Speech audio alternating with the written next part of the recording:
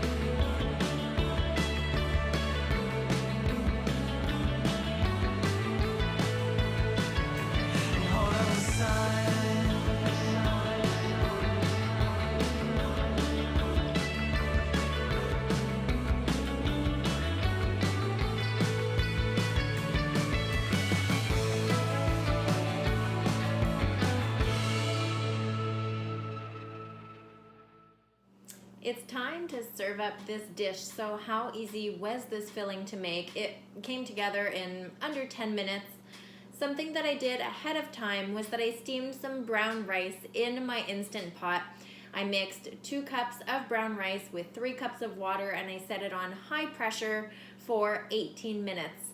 You know, that's what meal prep can look like sometimes. I know we often feel that pressure to meal prep entire meals on the weekend when we're already so busy juggling so many different tasks. What if instead of prepping our whole meal, we instead prep certain components of the meals that take the most amount of time to get together as we're making dinner? In this case, my brown rice is already cooked. It was in the fridge. I just reheated it in the microwave and I'm ready to plate my dish. So all that's left to do is add a couple of spoonfuls of this bean and corn mixture here. And the toppings is really what's going to make this meal. So I'll just get this out of the way so that you can see I have a whole assortment of toppings here.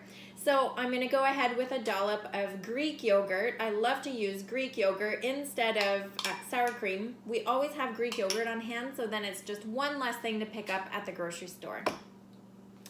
I also made some guacamole by combining 2 avocados, 1 tablespoon of lime juice, a little bit of salt, as well as 1 clove of garlic that I grated, and I mixed all of this with an immersion blender until it came out super smooth. But consistency is totally up to you, so if you don't have an immersion blender, just go ahead and mash it with a fork and it's going to be just as delicious. The other toppings I have here are some green onions, some shredded cheese,